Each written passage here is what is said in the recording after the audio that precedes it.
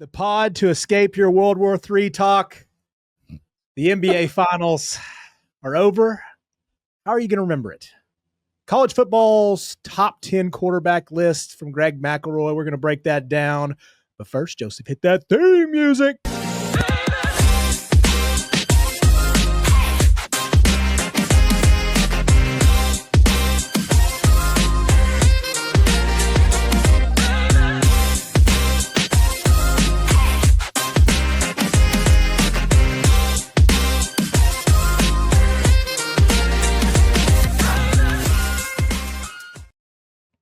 Welcome back. Oh, fellas, the NBA Finals are over. I am joined by two wonderful gentlemen back in this hot box that is the foundation. Yeah. The man in pants himself, Drew Rogers. It's definitely not the play today, but we move. Hey, man, we're working boys, and you just got to escape as soon as you can. So we're going to do this early. And behind the camera, the man, the myth, the legend that decided to wear shorts in a good, smart fashion, Joseph Guthrie. I made sure I did one thing when I got ready for work this morning, knowing that we were going to be in here, and that was pack shorts. That boy. I told myself, I was like, regardless, if I have to go straight just boxers and just not anything to not wear pants, but wear something, keep PG-13. We're at a place where we probably couldn't. You do have a camera angle where you definitely could rock some underwear. You would never know. I totally have like the news anchor illusion where it's like I could be in boxers and socks and like a suit top, and you just never know. Yeah, which it's a nice feeling. It is a nice feeling. Yeah, a nice feeling. Live from the satellite office somewhere in East Tennessee, we got two gentlemen in the house: Malcolm Miggy Harris and Garrett Tolley. Welcome back, to y'all that we are only just wearing our boxers in here. So I love it. We'd never know. We'd never know. Never would know. Right here, all from above the chest and up here. But good to see you, boys. Miss you. Miss you guys, man. Miss you guys. What's up, fellas? Malcolm Harris looks great, boys. Hey, man. Got both you guys in one room. Is it as hot in there as it is in here? Nah, man. I thought about taking my shirt off just to make you guys feel more comfortable, but I'll keep it on. Drew's not ready for that, man. Drew ain't ready for the sauce, man. I'm ready for whatever you throw at me, Malcolm. Ooh, well, you better take me to dinner first, baby. What's up, y'all? Not much, dude. I just really don't. I don't want you to become like the Black Bert Kreischer, where you have to take your shirt off every show. It's a hell of a day at the Foundation North. It's just me and GT, and we're happy to be here and happy and ready to chat it up, bro. I love it, dog. Finals last night. SGA MVP. On paper, one of the best seasons ever. Yeah. No doubt about it. Doesn't feel that great afterwards. I guess, like, for me, how I look at it is like it feels like the Halliburton What If series. That's why it feels so weird after this finals. Youngest team in 40 years. Fastest turnaround ever for like a rebuild. And it still feels like an empty championship. Do you guys feel the same way? Drew, I'll start with you. No. I understand it. I'm obviously disappointed that the Boston Celtics didn't make it anywhere close this year. Yep. But no, I mean, this is what the league needs. I mean, we talked about it last week. They don't market their young stars like they do the older generation, Curry, LeBron. And now you see, I understand what you're saying from the aspect of, hey, this guy doesn't have the weight of a Curry, a LeBron, a Jordan, anything like that. But this was just a prime example of a dominant team.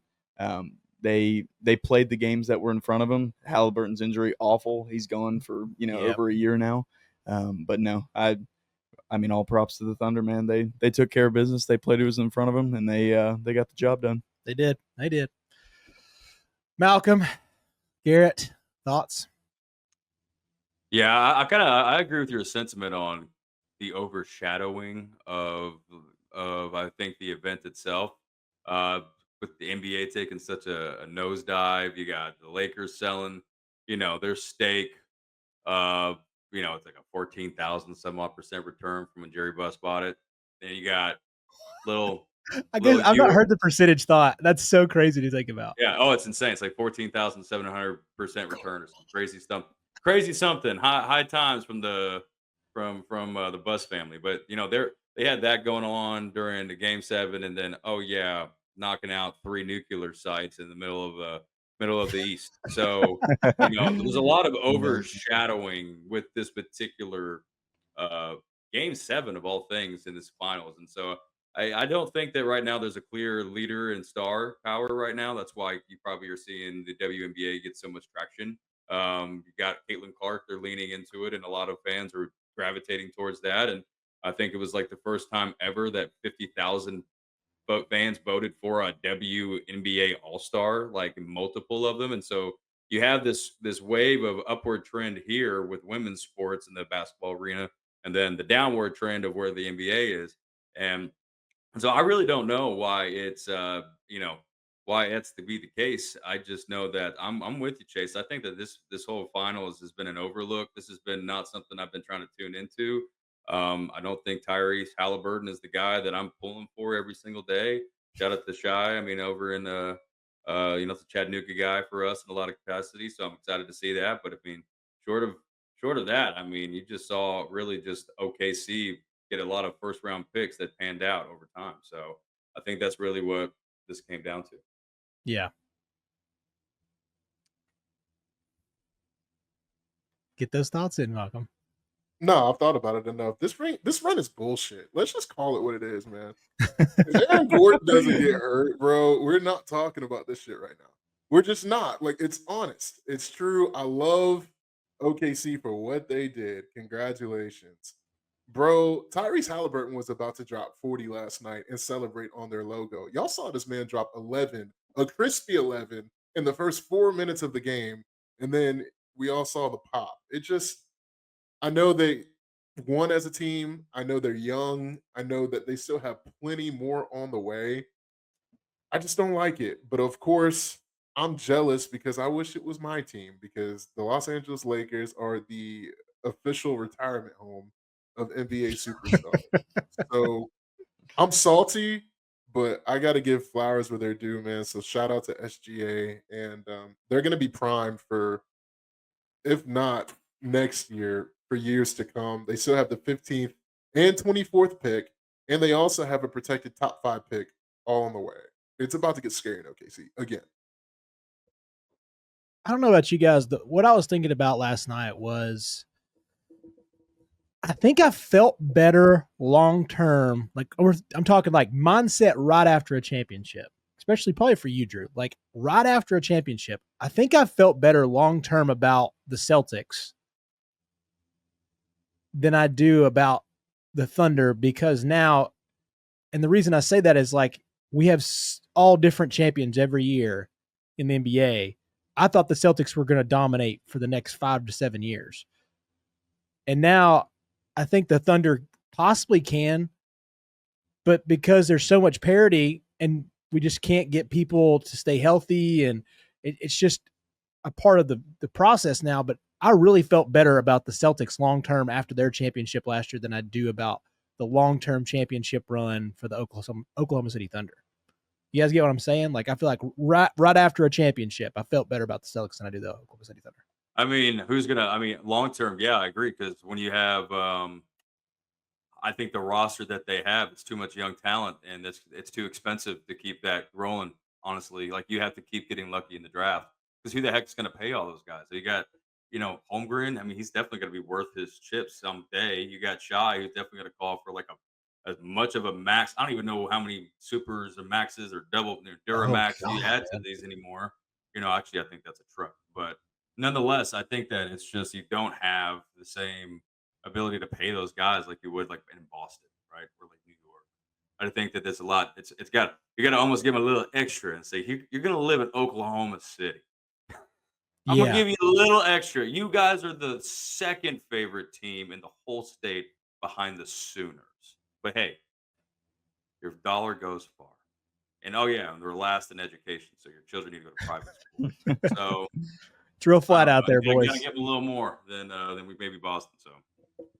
So Shea up in 2026, his supermax would be 5 years, $380 million if he waits till 2026. Wow. That's crazy, dude. I did 380. 380. 380 in Oklahoma City, boys. Goes a long ways. Bring me Bob. bro, he gonna buy the city. He's got Yeah. that will buy you at least Tulsa. I mean, I don't think Is in Oklahoma City like the place they were wanting to build that giant building, like the second tallest building in the country? You guys remember that? I think you're close. It's the largest theme park in the country. Oh, I thought there was like a plan to build the second largest building in the country in Oklahoma City Thunder. And it was like really dumb. I'm We're gonna looking get it up. IT on it, man. Mhm. We're gonna Just get can IT. you look that up for me, sir? Second largest building, Oklahoma City. I just like to see if that's true. I know I feel like I saw that and I was like, that looks so stupid. But anyways, Mickey, what'd you think, dude?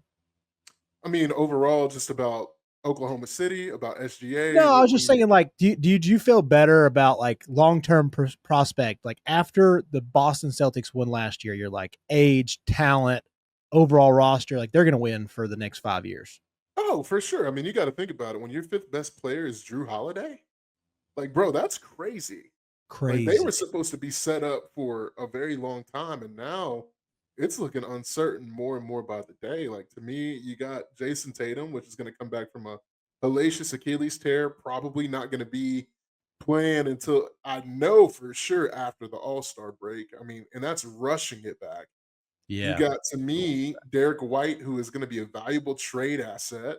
You still got Porzingis, which I think Buddy might have something wildly wrong with him internally that none of us know about. Twitter And says then you, AIDS. that's what they say. Yeah, And I that's wasn't what going Twitter to say says. it on the platform, but you said it, not me. Yeah, I you can't- said it. Your boy Drew's got you. All right, appreciate it. Yep, think he might, been somewhere. And then you got, I mean, we can keep going. Who am I missing? Jaylen Brown. Y'all know Yeah. how I feel about Jaylen Brown. Yep. I think he's great, but I think he literally gets the benefit of the doubt because everybody's like, this is Jason Tatum's team. So yeah, bro. Like, and then Drew. So the Boston Celtics were positioned very, very well. If I'm the Mhm. Boston Celtics right now, I'm actively selling. I'm selling out. Anybody can go but Tatum.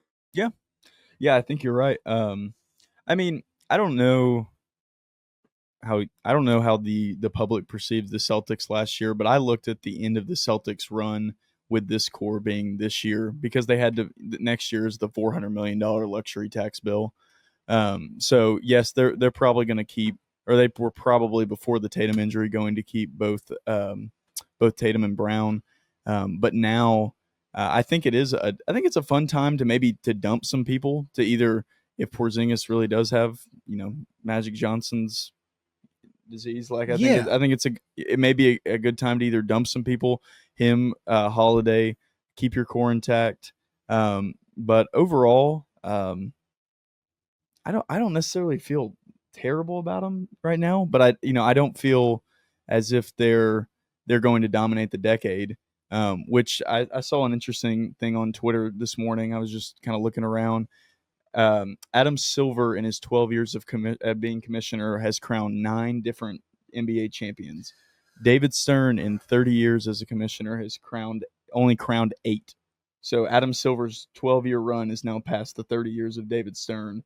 And I think several factors key into it. I think you definitely see the new basically hard cap, the second apron, Yeah. is really handicapping a lot of teams, and the mid-market teams, they don't want to get anywhere near it. No. But now NBA ownership is for the super rich and private equity, and you see there were a bunch of teams back in the Stern era that just weren't trying to win. It was a business first, and you had your premier franchises that were going after titles. And now you see everybody's trying to win because it makes more money, and people realize it makes more money to go as deep as you can. and not save that money. And on top of it, these billionaires, these private equity, they have the money to give out, and they will give it out at Matt Ishbia. Crazy! What a he start. gave out as much money as possible, and now he's got 5 second-round picks and Jalen Green instead of what his core was. Yeah. So suffice it to say, I don't think parity's done. I don't think the Thunder will go back to back. Celtics too won't hard. be anywhere close next year, and I think it's here to stay until either the second apron changes or something else major changes. Because it's weird too now with Halliburton going down, Tatum going down, probably both out for the year. The Bane trade for Orlando makes them look awesome. I think their odds went from 30-1 to like 12-1 when Halliburton went down. The Orlando Magic. That's a good team. The Celtics, even without Tatum, they can still get to the East. And Cleveland's just going to run it back. You're like a good regular season team.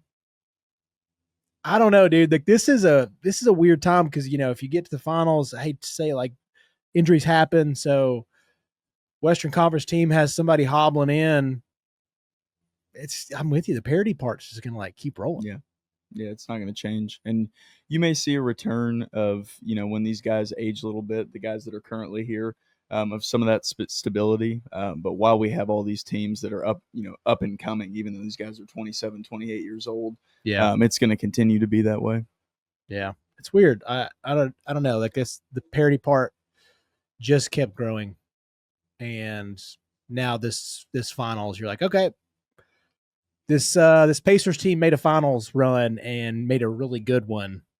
So anything can happen, I guess. I don't know how to it feels like a weird championship, and this feels like the weirdest possible champion in the Pacers.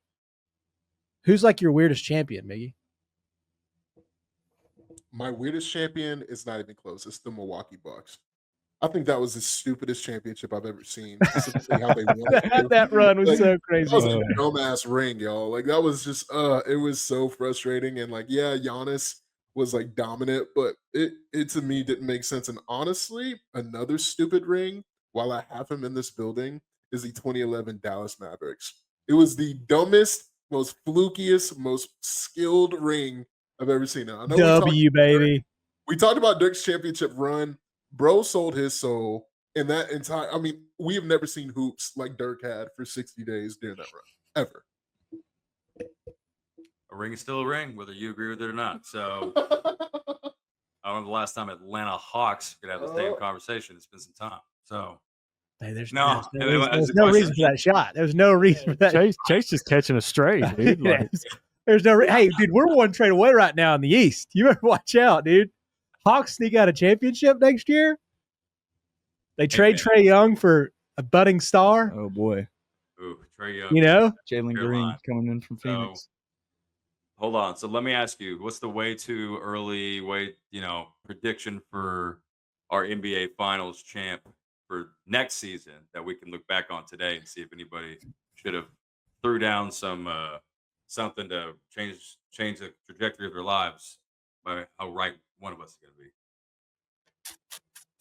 I'll give you my totally uneducated, unqualified. I love this. opinion. Yes, this is the most. Yeah, let's get our most qualified. My totally uneducated, unqualified NBA opinion. Your 2026, 2027 NBA champions, Minnesota Timberwolves. Let's go. Ant finally makes the turn, dude. Yeah. That's a tough one. Sitting at plus 1,300. I mean, it's It's way not too early, right? There's a million things that could occur between now and then. But just, if you had to throw off base the vibes of the year, what do you think? Dude, I'm not going to lie to you. I really want to pick the Orlando Magic. Plus 2,200. It's not bad. They moved down. Plus 18. Wow. The 10th highest odds right now. That's moving down. These are ever since yesterday. This is crazy.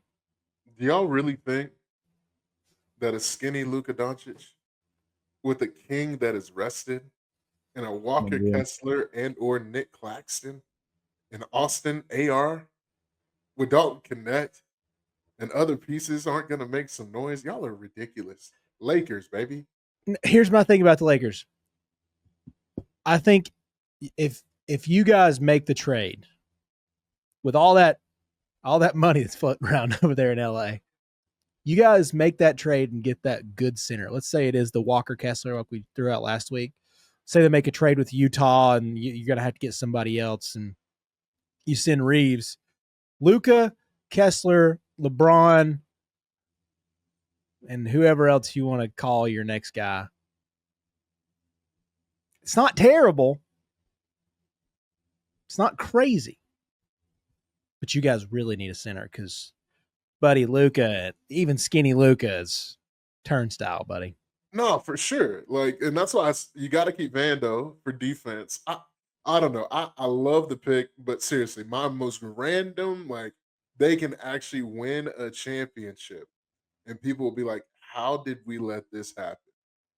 Just hear me out. All right. I think that Golden State has something left in the tank.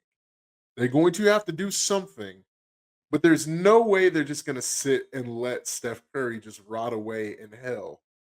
No way. With Jimmy Butler and Draymond, they got something. Like, I wanted KD to go back, to be honest. He went to Houston in this trade. It didn't help. It didn't help. You guys ever go to the gym, right?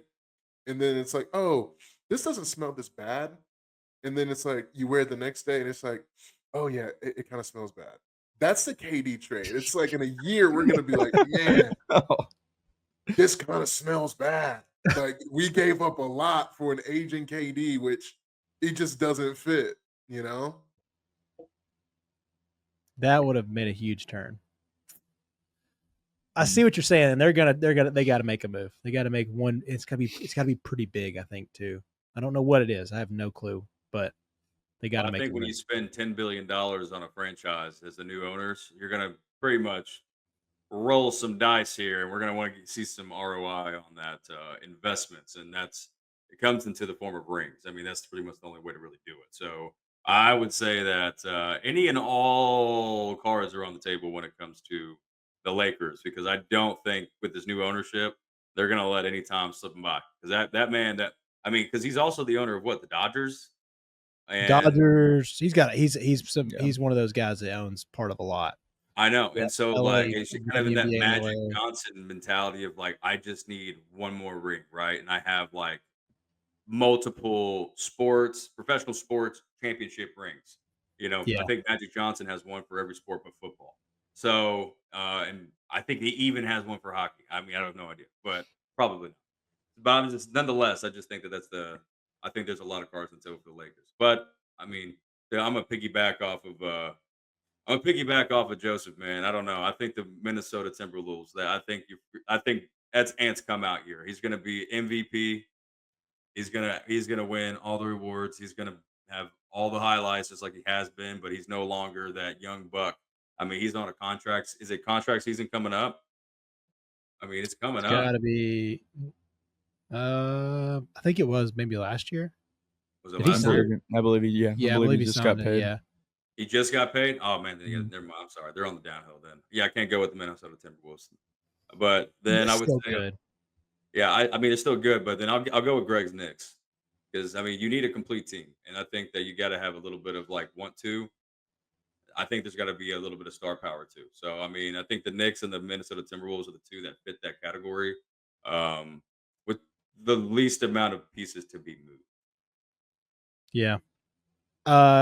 Ant's the fifth Sure. best in the odds to win MVP next year. Can you go up that list real quick for us?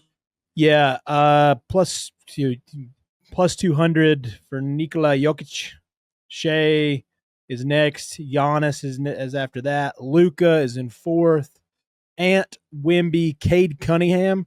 That's another good team. Yeah, Is the Pistons? Oh, that's mine. Absolutely. Okay. Go ahead. We'll go ahead with that. Yeah. At plus 6,000 on DraftKings right now.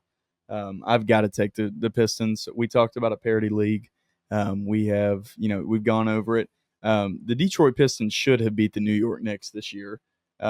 If the Detroit Pistons were not as inexperienced as they were, they would have beaten the New York Knicks, and the Knicks never would have made it as far as they did. Cade's going to continue to get better. Jalen Duran will continue to get better. They've now had a year of playoff experience. Beasley's going to get paid. Tobias is still there. He was actually good. You'd no longer want to trade him for a crumble cookie. No. And I think if, in a parity league, if I have to pick like a long shot, and the Celtics are not going to be involved in it, then I would definitely love to see Cade Cunningham.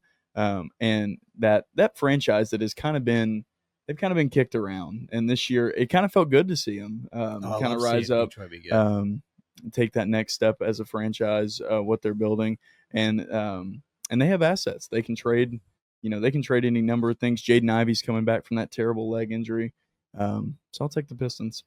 I do like that, and they have a Thompson brother, don't they? They do. Asar. Yeah, they have Asar. Really good. Both those guys turned out to be way better than I thought. Joseph Guthrie is looking at me like he has big thoughts. Please go. Is Detroit on a turnaround right now? Detroit's kind of hot, dude. Like, the Lions are good. The Pistons have a young core that's going to get good. The Tigers are like one of the best leagues. They're the best team in the league. league. MLB in wins right now. Is Detroit on the come up? And I'll say this. I watched. I've been watching a lot of Anthony Bourdain's old stuff here. He went to Detroit back when you could buy houses for $500. Real estate's turning around.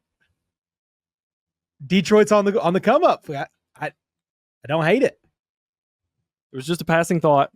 Just a passing thought that I had to get out. Okay, it popped in my head. The bottle hit one of the inputs that's not connected to a camera, so we went black screen for a second. It just thought I had to get out. I was like, you know what, Detroit's the first time I really heard anybody gas the Pistons like that.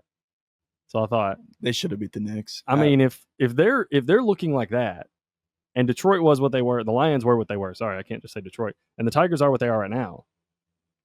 Good sports town. Detroit becoming a like A1 sports town, right?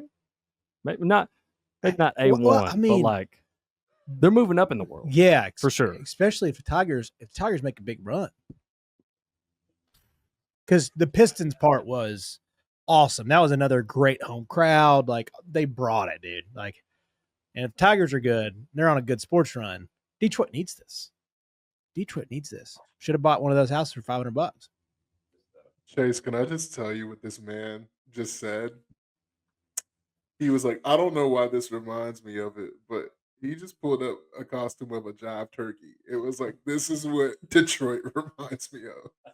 Wow. And I have tears in my eyes. Bro, I don't know why. That just like popped in my head. I just imagine some guy like in a pimp suit and saying jive turkey and like down like, Flint Tropics, what you're thinking of.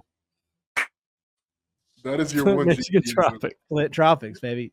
I wish you'd have got that jersey yesterday, too, GT. I saw that Flint Tropics jersey in there. I saw that. I purposely, kind of made that stand out. But that store is cool, by the way. Great antique. Go ahead and just give a shout out who it is. I don't remember the name. Oh, you don't remember? Okay. You texted us yesterday. But yeah, dude, that store was awesome. I was like, I want about 9 jerseys. They had the Bill Murray jersey in there. Where was that at? Electric Alligator or something like Electric that. Crocodile. There it is. Electric Crocodile. Electric Crocodile. Sounds like a bad EDM band, but I'm in. It sounds like a club in like Huntsville, Alabama that just opened up. And yeah, you can get hummus, smoothies, and gin and tonics. I get some hummus. I get some hummus with my gin and tonic. Love that, man. Nothing like some chickpeas in your, I don't know. Nothing It's the Electric Crocodile we said? Electric Crocodile. Dude, hey, I'm going in there and get that Bill Murray. I'm not going to lie to you. I would not be surprised to get a text from you that it's like, hey, boys, I'm at the Electric Crocodile tonight. Miss y'all. I'm totally at the Electric Crocodile, dog. Dude, that's you're all over that. Surprised that's our new speakeasy in the new Lookout Stadium. Okay, not even gonna lie though. A speakeasy that was sports themed called the Electric Crocodile in collaboration with the Electric Crocodile with the Chatted Up Sports podcasting studio in the back is my reason why. There's a dream there. There's a definite dream there. I believe in that dream. One day One day when day. you're walking down at the Electric Crocodile Speakeasy, they're missing out. Like you have to have a jersey to go in. Yeah, you got to have a jersey to go in. This is sports team. I'm looking at this video that you sent yesterday. I mean, dude, the Hawks, whatever Letterman style jacket. Jacket, yes, it's clean, dude. It's triple XL. Flint Tropics, a couple Toon Squads. Yeah, the Bill Murray Toon Squad's definitely That's getting really cool. That's and the KG, Iverson, yeah, high school jersey. Oh, y'all didn't even see like the old school like Chattanooga Mocs stuff in there, like these old like athletic gear and all this vintage. What's our pricing on those? Was it pretty steep? I think some of them were like $100. Yeah, I think they're like $100 or so, but a lot of them weren't. A lot of them weren't. They're all, like I said, they're I don't know. I don't want to say like vintage. Yeah, they're vintage, right? So like, there's been more than one owner. You're not going to do that for all of them. Yeah, they're not like I don't need somebody stank, you know. Well, I think they'll wash them. It's hard to get years of. They got Tide to go these days. You can wash them on the go. It's true. I don't think that's what Tide to go's for. I got that Bill Murray with all that white on. Yeah, it is. You gotta get those hot dog stains out of there. Ooh. Gotta get that hummus stain out of there. Circle back. All right. Listen, I know you guys are like the Miami Heat and you're boiling. So good transition. Let's go to the gridiron real quick, fellas. We're going to get you back to the episode in 1 second, but first we're going to give you a little list of sponsors. First, we are brought to you by Barra's Custom Cabinet Refinishing, a local Chattanooga staple for the past 24 years. Barra's Cabinet Refinishing is going to bring you the best custom cabinetry in the Scenic City. From custom cabinet refinishings that breathe new life into existing cabinetry to cabinet refacing and modification that transform and optimize the space in the home. Boys, I can tell you, I need that with a little one around. The people over at Barra's simply deliver the goods. So, for a winning team that's always going to bring you the best, trust Barra's, an official sponsor of Chatted Up Sports. Head over to the website, barrascabinetrefinishing.com, to get your free estimate today. And you tell them Chatted Up Sports sent you get 5% off. God, you want to talk quarterbacks? Absolutely. All right, Joseph. So what you got for us? So I got a quarterback list, but real quick, I did find out about the building. Yes. For you in Oklahoma City, and it was to steal New York's thunder. That's play on words. Shout out to USA Today. And with the tallest skyscraper in the world at 1,750 feet. That article's from last year. I don't know if the building's in development or not. I don't know if this plane got scrapped, but it was a thought, at least, they were going to try. If they pulled it off, I don't know. But anyways, we're on to quarterbacks. Boys, I'm sure you're all familiar with Greg McElroy. He's great on TV. He puts out some quarterback lists. So he put out his top 10 quarterbacks going into 2025 for college football. And I wanted to get y'all's thoughts on this. Now, this is from April. This is from late April.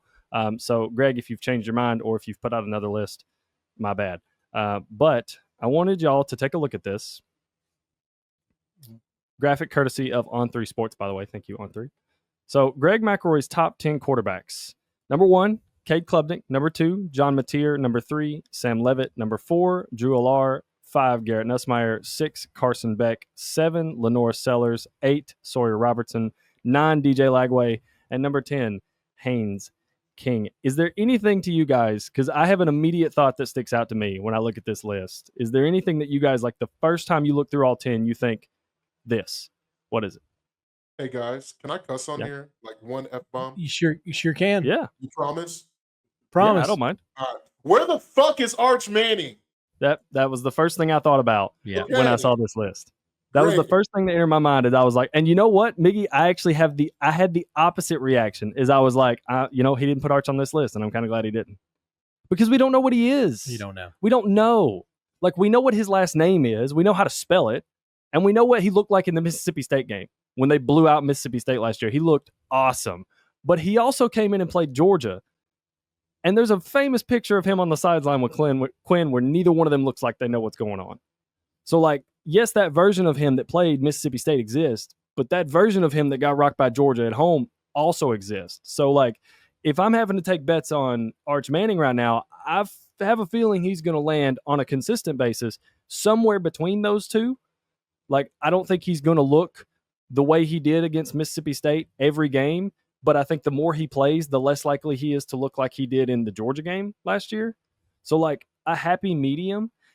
If this was a top 10 that was based purely on, like, playing the position of quarterback and not being, like, what you are for your team, I think Arch would probably be on the list over, like, Haynes King. Yeah. As much as I, Fair. being a Georgia fan and Georgia Tech, as much as I love Haynes King because the way he absolutely fought last year for that team, I think if we're going off pure quarterback position, I would probably rank Arch over Haynes.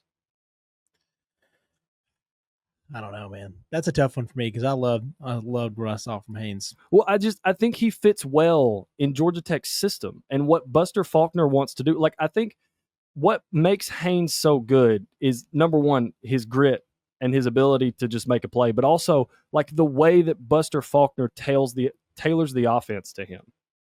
I think that kind of contributes to the success that Haynes King has. Yeah. Because, like, I think if you marched Haynes King out there, and we kind of saw this when he was at Texas A&M, if you marched Haynes King out there and tried to play the Texas offense, I don't think he'd have the same success. He can't throw the ball. He's not. I mean, yeah, that's fair. Actually, He's got to be able to throw the ball. I mean, I was going to try to give him a little more grace than that, but yeah, he has proven he is not the most accurate quarterback. No, that's the part of it. It's just like, I always like to look at college quarterbacks so differently because of what they do mobility wise. Haynes up there, Altmaier. That was a big one for me. Like, Luke Altmaier being left off? Yeah, Luke Altmaier being left off. Robertson's fine, but Luke Altmaier being left off was kind of a smack in the face. Mm. That was my big one. No, I'll be honest. fair. I would have probably left off Arch just because I don't know. Yeah, that's where I'm at. I would have left off Arch, not because I don't think, like, if we re-rank this list at the end of the year, do I think Arch will be on it? Yes. But right now, I don't know what he is. I don't know. Make anything else besides Arch? Yeah, for sure. DJ Lagway is way too low. DJ Lagway is probably the best thrower of the football on this list. Like, bar none. Absolutely. And I know. Hey, whoa. Okay, What's go up? ahead. Go ahead. Spit your game, dog. No, I'm just being honest, bro. Like Florida, like, really, if you watch Florida down the stretch, bro, like, they got better each and every single game. Haynes King, what you guys are saying about him, absolute, 100%. Bro, that overtime game against Georgia, I saw a damn killer, bruh. Haynes King was trying to end shit for the Georgia Bulldogs, and it didn't work out because depth showed. Speaking of Bulldogs, number 6, Carson Beck, should be X'd out of this list. I'm sorry.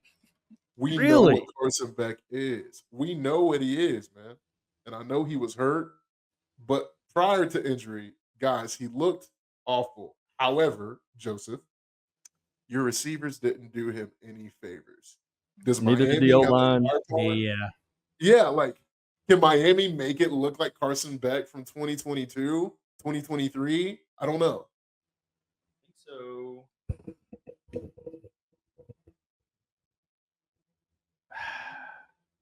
with Carson too, that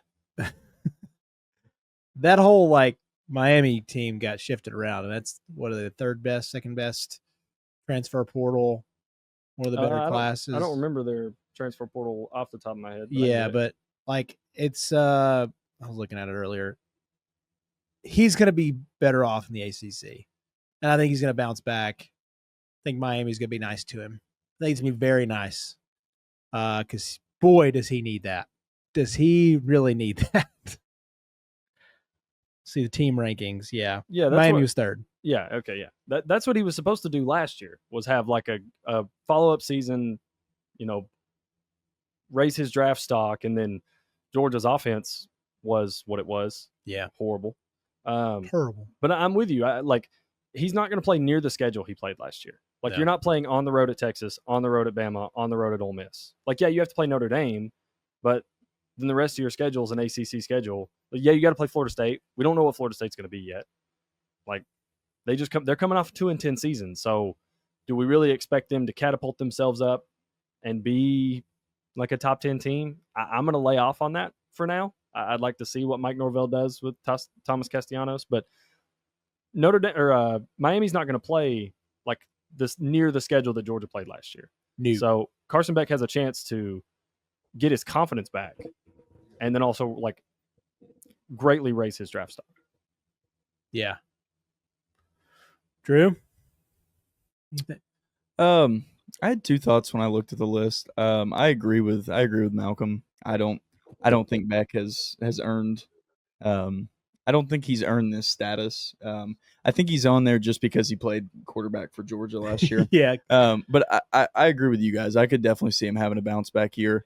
Actually, I had three thoughts. I must have missed it. I don't know a whole lot about him until I kind of started looking around for this pod. But is John Mateer just that good? Is that what I'm seeing? Yes. John Mateer is that good. Right. Yeah, even though he's playing the MAC not the MAC, the Mountain West. All of last year. He was playing the Pac Reserve. Reserve. Yeah, he was Pac playing. Reserve is a he was great playing call. the Pac Reserve, but he is a dog, dude, and he's got it like that. 3,000 plus passing yards last year. Like, plus Oklahoma pulled Washington State's offensive coordinator, so he's got the same OC. Yeah, like John Mateer should have a very solid year. Okay, I'm excited to see them back. Oklahoma to scoring again. I think this is not to get into that, but they have to look good this year. Oklahoma, Yeah, does. definitely for Brent Venables. Venables will probably be gone. I mean, yeah. But I mean, I noticed, or I followed Washington State a little bit last year, and I noticed that he ended his college career with a loss to Wyoming, or college career at Washington State. Didn't know if that translated to number 2 quarterback in the country territory. But I do have one other thing, and that is, I don't believe in Lenore Sellers. I never have, and I don't think he should be on the list. And I don't think he should be anywhere near this list. And Are you dehydrated or something? No. I know we drug tested Chatted up, Bro, do we need I'm to get him out of the sorry. heat I'm in the corner sorry. over there? I get it. I knew that was going to be unpopular, and he played very, we very drug well. tested him, man. He played very, very well against Clemson. I think South Carolina won mostly in spite of him last year instead of him being additive. Bro, he. Okay. All right, Joseph, your time, buddy. I've got the game log in front of me. I mean, I watched a lot of South Carolina that I shouldn't have last year. No, you should have. You should. You should watch more South Carolina. You should watch more college football. Everyone should watch more. Not arguing with you. I'm sorry. No, I don't think Lenoris was perfect by any means. I don't think they won in spite of him. I don't think he was the reason that they ended up losing to LSU. The reason they lost to Alabama. Like, I think he is the reason they lost to LSU. That's the problem. He was incapable of winning a game like that. And you can tell me, it's early in the year, early season. Man, the game that they beat Vanderbilt, he didn't do hardly anything, and they were very limited. And that's what I come back to. I think they were very, very limited with him as a quarterback. Now this year he may be awesome. He may completely add all 5 tools to his game, but as it stands right now, I don't see Sellers being on there. But I looked around and I kind of looked at this list and I was like, who would you put on there instead of him? Probably nobody. Honestly, listen, this is, GT football takes are like corner threes, with the left hand, right? They're difficult. But this is my perspective. Here's somebody on the list. I'm like, I don't know what we're qualifying to be a top quarterback. Is it just like where you end up with the draft? Is it a championship, a Heisman, best stats? Who knows? But I'll say one person who's on here is going to have an underwhelming year. Dude, Sam Levitt. Give me that guy. You don't think that he got half of the success because of Cam Scatterbo and all of that he took off pressure from him? And so what I would do if I was making this list, Greg McElroy, is I would take him off. And if I'm doing this kind of towards the end, I'm throwing Bryce Underwood is going to end up on this list by the end of the next season. I think Bryce Underwood will be a top 10 quarterback season by the end of the next season. So that was going to be one of my follow-up questions. Is there a guy on here that's not on here that you think will be on here by the end of the year? And don't let's exclude Arch because I feel like that's just the easy answer. Yeah. Yeah, Ty Simpson. Ty Simpson? Yeah, For I'm Alabama? I am interested to see with somebody. I can't remember who it was. This is a very similar situation. Obviously, there's Michael Penix is a different beast, but Yeah. this is a very similar situation to the Michael Penix year in Washington. Yep. And he's got Ryan Grubb back. Getting Grubb back. This like second year stuff with very good coaches, that matters. Like that really matters to people. The Ty Simpson part with how good those wide receivers are, and they have a lot to prove. I think they got away from some. God, I hate it's like the Patriot way and all that bull crap. But it's like I do think they got away from the Alabama way. I think they're going to lock some shit down. We're going to go back to no trash talk. We're going to go back to a little bit more military drill sergeant stuff. I think that's going to come back to Alabama because the whole Saban comparison, he's like, I don't want to get away from that. I'm going to let my guys be free. You can see that didn't work out too well. You can say that all you want as long as you're not going 9-3, and you got to go way better than 9-3. Yeah. Which is crazy to say. Like 9-3 on a rebuilding year, you just can't do it. You just cannot do it. Yeah. It'd be different if you lost to like 3 top 10 teams and you ended up 9-3, but to lose to Oklahoma, to lose to Vanderbilt, and I mean the Tennessee game, that's probably the only one that you could be like, well, yeah, it's on the road. But losing on the road to Vandy, when last time Alabama lost to Vandy was in the 70s, wasn't it? A long time ago, something like that. Yeah, and then you lose to just a Oklahoma team that's having to take raffles and pull people out of the stands to play receiver. Yeah, it's just you just can't do that. So yeah, I'm with you. I think Ty Simpson's going to have a really good year. I think they've got a pretty deep receiving core. I think Alabama's in prime position to have a regular Alabama season. And DeBoer gets a quarterback that he can mold again. He doesn't have to deal with NIL superstar, NFL draft last season NFL draft combine. Jalen Milroe, he gets a guy that he can throw into a system. Yeah. He can teach Ty Simpson what he wants done on his playbook instead of having to kind of now, he had to coach around Jalen Milroe a lot just because, I mean, Milroe is he's a fantastic athlete. He has come up big for Bama in some of the most important spots ever. But what he wasn't was a guy that could take a 5-step drop or a 2-step drop and deliver a slant over a middle. Mm-hmm. He was a guy that you had to get outside the tackles. You had to get him upfield, use his legs, use his God-given abilities. And now he, I don't know what Simpson is. I have no idea. But if I were, I am betting, man. But if I were betting on that specifically, I would absolutely 100% say the Alabama quarterback who has now has a coach that can do something with him will be on the list. Yeah. And I think it helps too that Ty's not just like a 5-star freshman. He's not a Bryce Underwood. He's not a 5-star freshman coming in. He's a program guy. He's been at Alabama for like 3 years now. Yep. He's waited his turn. Like he's very much in the same position as like Carson Beck was going into 23. Yeah. Like he had sat behind who he sat behind. He's wanted to be there. Like he's a program guy. The guy that popped into my head, Ty Simpson was my number one answer. But I guess since you took Ty, I'll go with my number 2 guys, Dante Moore. I think Dante Moore could have a big year for Oregon. That's where I was going. And it really sucks that Oregon lost Evan Stewart. That's a huge loss because he was coming into like a big draft year. But I think DeCorian Moore's probably going to be pretty legit. And I think Oregon's done well. They picked up 2 big players in the transfer portal for the O-line. Yeah. So they'll make protecting Dante a priority. And I think he could play his way into being potentially a top 10. Now that could go the total opposite way because there were some times when he was at UCLA where it was like, brother, you're just not. I just don't think you're seeing it right now. But Dante Moore is my guy that could make his way onto that list. Sorry if I stole your pick. No, I actually had a third. I was like, I felt like you were going there. I'm going to say this real quick, and then you guys, it's more of a question, I think. Altmaier's mine, but the one I have questions about, and this will kind of like roll over to you, Miggy. I guess we'll go with you and Garrett. Dylan Raiola, because the down year. I think it's a down year in quarterbacks. Could be proven wrong, but right now looking at it, looks like a down year. Can Dylan Raiola get to this list? 100%. I don't doubt it for a second. I think with him and Matt Rule, I mean, they got some weapons. I think Dylan plays the game very, very fluidly. I think he plays fast, but I also think he's incredibly smart. I was going to mention him and then two other guys. Julian Sand, for one, if he gets a nod at Ohio State, which I think is going to happen. Yeah. He certainly got the Bro, weapons. he's got everything you want from a quarterback. And then I cannot believe Drew left this one. He's not making it. Bro, He won't do it Diego again. Pavia is about to Stop freaking it. He won't do it again. Stop it. I don't 11 care and what Stop y'all it. saying. We are looking at the cookout version of Johnny Manziel, bro. All right. Bro, I ain't Uh, paying $4.99 for that guy in a quesadilla. Listen, Johnny Manziel is in and out. Diego Pavia is cookout. All right. Diego Pavia is about to get some stuff done. Yes, did he complete 8 passes against Tennessee? Absolutely.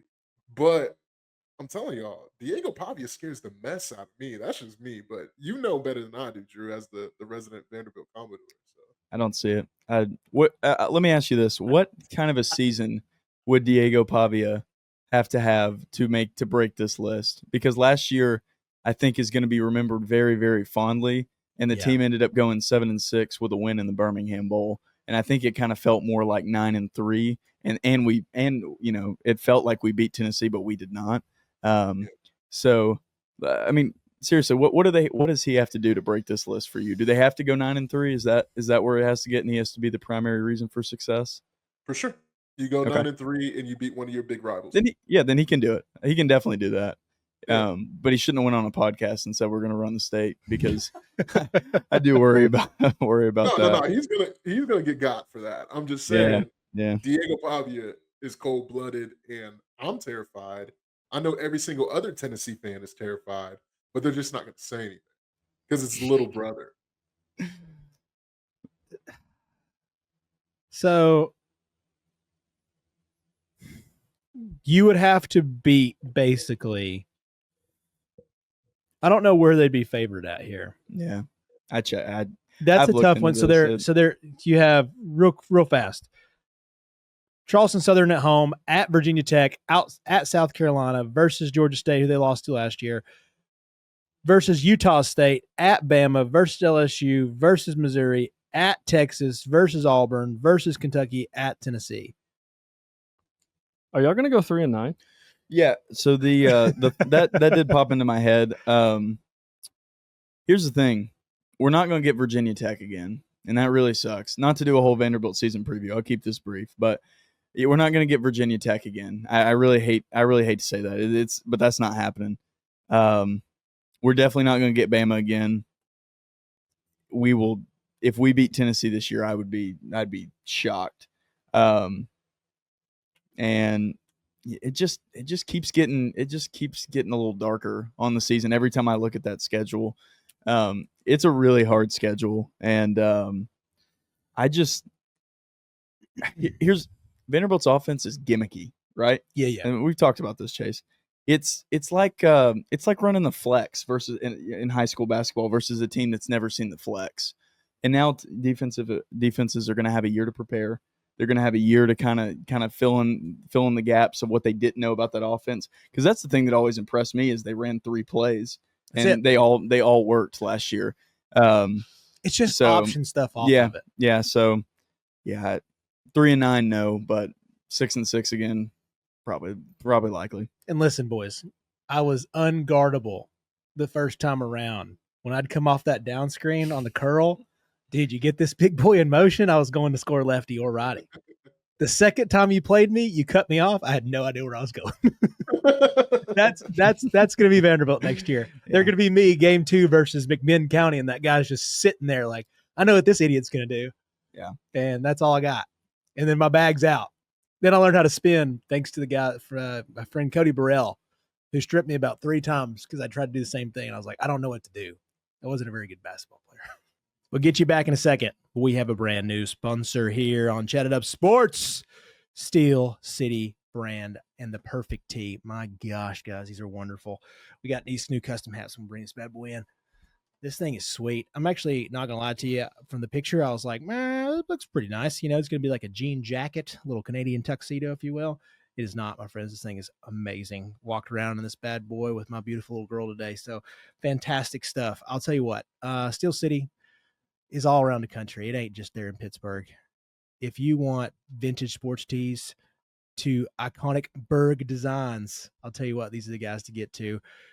And check out the website at steelcitybrand.com. Type in promo code ChatItUp15 to get 15% off. And we'll take care of you. Great tees, I'm telling you, all around. Like if you want the Steel City logos, perfect tees, or just simple all-around wears for the summer, I'm telling you, this is the best. Cool, off-kilter colors, the best. SteelCityBrand.com. ChatItUp15 for 15% off. When we do the SEC season preview, I'll bring the case for it. But I've looked at it pretty extensive. There's not a whole lot of hope there. The case for 6-6 or the case for no 3-9? the case for 9-3. I'll bring it on. Yeah, I'll bring it on. But I'm very ready. Yeah, but yeah, it's slim at best. So who do you guys? They would have to beat. Let me see this guy. Yeah. This way. Well, hang on. Let's save that for because we're That's getting true. real. We are we're getting like real Vanderbilt into, season preview. Yeah, and before we know it, an hour's gone by and we've gone through the whole schedule. Thank you for holding us accountable. So Garrett, your guy, because I want to see if Garrett. I've got a guy in mind that no one said so far, and I want to see what Garrett's answer is before I. On a quarterback think should be on the list. A quarterback that you think should be on the list or could make the list by the end of the season. I mean, I'm the Big 12 guy, so I basically took one Big 12 guy off, and I gave y'all a Michigan's quarterback. But I think Jalen Daniels is another quarterback who could make that list, dude. 100%. He's got the legs. Very good point. Yeah, he's got the legs and the arm strength and the brother, in the NFL at our, Washington Commanders to help kind of guide the way. I mean, and you're a senior going into, I don't know. I looked at the schedule too. They have a pretty favorable schedule if you're for a Kansas team. I mean, as best as you can. But but for the most part, they have a schedule that would allow him to at least get the stats up to make some noise, win some big games. So I mean, Jalen Daniels, I think is a player that we should be looking at. Yeah, I love that pick. I really do like that. I thought he was going to do that last year. Yeah, going into last year, I thought he was going to have, and then it was just he just felt off for some reason, and then Kansas kind of stumbled. The whole Kansas team was really weird. They tripped over themselves in a ton of big games, and every time that he had a chance to make a big play, he went the opposite way for sure. They played themselves out of so many games, and it was frustrating. Best 3-9 team in the country. Best 3-9 by team far. So a guy that no one said that I'm interested in is Jackson Arnold at Auburn. Can't do it. And I know it's Auburn, and looking at Auburn over the last few years, but listen, we've seen Hugh Freeze have good years with quarterbacks. He's got Cam Coleman, he's got Singleton from Georgia Tech. Give me a reason why you don't think. Do you think he's too turnover prone? Do you think that the problems with Oklahoma last year were Jackson Arnold and they weren't all the problems around him? Why do you think Jackson Arnold couldn't make it? It's just Auburn. It's just Auburn. I hate to say that. I think it's just Auburn. Okay. I think Jackson got better last year. I think that was a very tough spot for them. Yeah. I think Venables had a little too much control of the offense at times, and I just don't think it was not a great situation. Jackson was obviously a stud, but coming out of high school. Yeah, former Elite 11 MVP, 5-star quarterback. He had he was third that year, second. Yeah, he had all the accolades. Yeah. He got a lot better in that final game. So there's a possibility. I think it's the Auburn handcuff. I kind of hope I'm wrong. Yeah. Because as we talked about, Auburn's another school. You want them to be at least around. You don't want it to be. You don't want them to be stuck in the 12 o'clock slot all year long. Because I don't want to have to I don't want them choosing. I hate to say it. I don't want them choosing Kentucky over Auburn. There's no lore around Kentucky football. But it's they're just better right now than Auburn. So we're just going to stick Auburn in the 12 o'clock slot or the 11 a.m. game again. It's sick. Can't wait for that. I want Auburn to be better. I do. And I think Freeze is a fun personality when a team's actually dangerous. I don't think they're going to be great, but I would like for them to be dangerous again. Jackson might make them dangerous. And again, with this quarterback class, whatever you feel about it, there's a lot of what ifs. I feel like this whole list is a lot of what ifs and maybes. yeah. I don't feel secure about anybody, to be honest. Oh, Like not even Cade. Because I think Cade's secure on the list, but I definitely don't feel good about him being just a sure out number one. Okay, I like that take. I like that. You see what I'm saying? Like I don't feel like anybody on this list. There's nobody that's like, wow, wow. I feel like everybody could kind of suck too. You know who it should be? Drew Alar. Yeah, he should be that guy. He should be number one. He should be the guy that's like, yeah, this is for surefire dude. By the end of the season, he's number one starting. He'll be number one at the end, but he's just not. And for whatever reason, he hasn't been. And it's another reason that Penn State has fell short with this like splash quarterback they got that was supposed to be the guy that was supposed to elevate this program and just hasn't. This is 8th year. It feels like he's Bro has been at Penn State since 2016. It feels like. I mean, is he the Kansas Perry? I don't even what quarterback? What Penn State quarterback was Christian Hackenberg their last quarterback? No. No. They've had. It feels that's what. Yeah. But it feels like every quarterback Penn State's had has been there like 8 years. Is Drew Aller just Christian Hackenberg with a different name and a better arm? He just might have gotten older. Like, I mean, all those guys feel like the exact same to me. Just all those big jack dude. Yeah. Besides McSorley, minus McSorley. Yeah, McSorley's the one dude that felt like he was different than the last like 4 Penn State quarterbacks we've had. And he wasn't there for that long, was he? Don't feel like I think he was there for 4 years. 4 years. 4 years. Yeah, that's pretty short in Penn State. Yeah, normally they're 5, 6 guys. You know, they're playing at graduate year. Yeah, they are. Extra graduate year. I agree with you. Like, Mickey, GT, do you guys feel safe? Like, do you like? Is there anybody on this list, and maybe I'm wrong about it? Is there anybody you're like, I love this guy. He will be in the top 3 no matter what. Yeah, for sure. I mean, I think you got Garrett Nussmeier that I think he's going to be in the top 3. Do you believe in Nussmeier like as a quarterback? Or you're lying to you? Do you feel like it's because LSU is just wide receiver central and you can be good no matter what? No. I was lying to you. I think he's not even on this list at all. I think he's horrible. I feel like you can just be like, you can just be an okay quarterback with good wide. You're just gonna have great wide receivers. He is Zach Mettenberger with a little more aura. That's my quarterback. That's my Titans quarterback, brother. You better watch it. Listen, Matt was good for 4 games, but to me, man, like in this list, when I look at it, the definitive answer is Cade from Clemson. I think Cade is going to be the best quarterback in America. I think Clemson has an inside track to be in the playoffs, to really give. I know Dabo technically took them to the playoffs, but that was a man of God that ended up in the playoffs. that was not by his own doing. That is not the same Cade we saw versus Tennessee.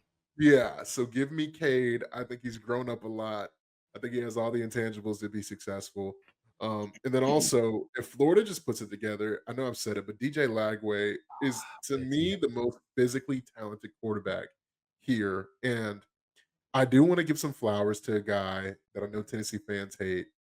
I think Nico, he's talented, and I'll leave it there. I can agree with that. I wouldn't be surprised if he sneaks in there because you're going to have not as good of a schedule. I don't know what their talent level is right now. Yeah, and I saw what he did. It's not great. Multiple times last year. Like, I saw it, and I know their offense is terrible. Y'all, Nico's arm is unreal. He was just a baby. Like, I'm telling y'all, like, this guy, bruh, it sucks because this team was really built for Nico in mind, and just to see the driver of the car not here anymore, it sucks. Alrighty, yeah. I don't know how. It's just one of those things. Like it just, no matter how you felt about him, like I didn't think he was wonderful, but I still thought the upside was so nice to have. You missed the upside. You're gonna miss that upside big time. We'll see. I'm gonna support our boy. We're gonna hope for the best, but this one too. Like so, I kind of put Lagway, Sellers.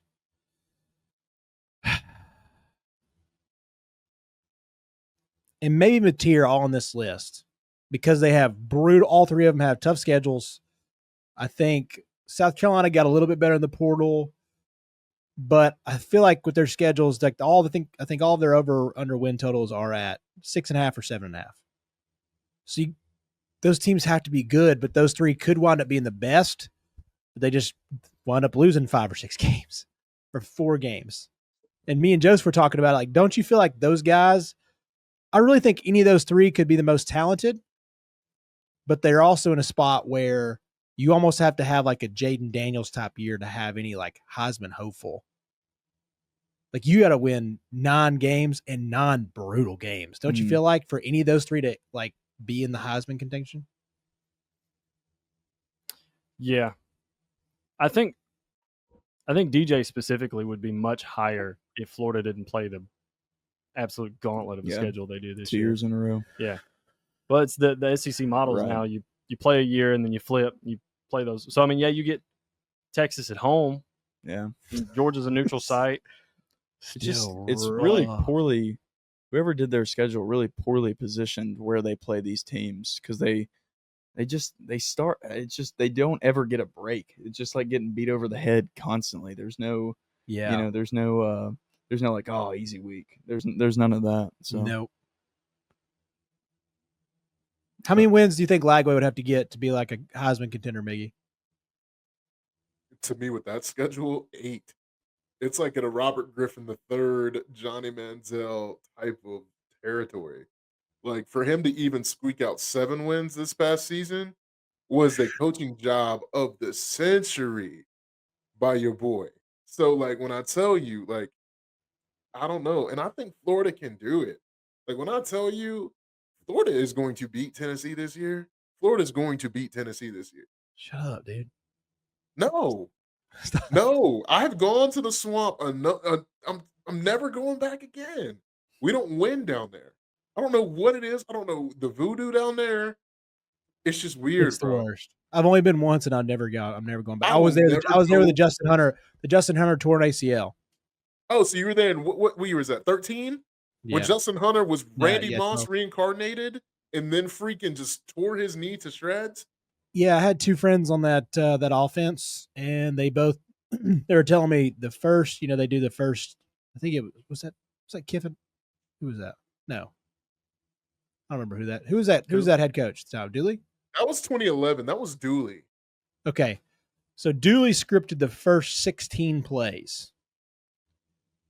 14 of them were heavy primary Justin Hunter, and as you could see on that first, it was a lot of bubbles and just the slant across the middle, and they had the double move, like just kind of one of those things. We talked about it a couple years later, and I was like, so how devastating? They're like, well, I'll give you like a whole game plan. They're like, the first 16 plays, he was heavy scripted a number 1 option because they knew nobody could guard him. So that was very frustrating to know that and you could feel it when it happened. You're like, I know. So I will never go back to that place because I went to that blue and orange McDonald's they have on campus and I had my little Tennessee Vols polo. I was feeling real good. And then I walked in there. I've never felt more hated in my entire life. Just a man. I mean, it was so packed and everybody's in Florida stuff and just looking at me. I was like, wow. Okay. I don't know what I would do here. Like if they beat me up, there's one of those situations like if these guys just started pummeling me, you just lay there and just hope you survive. They're donating you to the swamp. Yeah. I mean, I wound up in the swamp. God, that would be I would haunt the crap out of that place. Oh, for sure. For sure. Yeah. You guys know that's like my worst nightmare. You know what the gator toss is? Mm-mm. The gator toss is whenever you pee in a water bottle, and you loosen it up a little bit at the top, and you chuck it at an opposing fan. You got didn't you? Imagine getting that in your band uniform. It's already so hot down there. I'll never go back to breathe in hot piss in Gainesville, Florida, hungry, sweating. Man, Florida can Those burn down. uniforms aren't dry fit uniforms. No, man, that's the wool, baby. Proud of the Southland marching band, man. So, are you a Florida guy? No. But I think you in a March Pride of the South outfit sounds like a win to me. That's what I would say. I would love to The see boy that. looked good. Was looking clean. How much water weight you think you lose like in a game of those? Oh, easy 5 pounds. Yeah. Like whenever it's like you're playing like Western Kentucky on September 1st, or you're playing the Citadel. Yeah, buddy. Yeah. Malcolm Harris was getting diced up at those times, dude. Oh, is that Malcolm Harris or Denzel Washington? Oh, I know you guys are leaking sweat as we speak, feeling like Malcolm yeah, Harris. we're No, I going don't wanna to talk cut about it. it. We're gonna Ugh. cut. We're gonna cut it because we're cutting water weight. But dude, I can't. If we're leaving on you being Denzel Washington, there's no better ending. I mean, you don't see the physique, man. I see it, dog. Welcome to Well, Chat from the Enough, boys crew. from the satellite office in somewhere in East Tennessee, north of us. We appreciate you, boys. We love you. 3 claps one time for the boys up north. Love you guys. Joseph Guthrie, the man, the myth, the legend. Thanks for bringing the top 10 quarterback topic. We ran over an hour. We made it, guys. We didn't die. For Drew, the man that made me play 2 basketball games yesterday.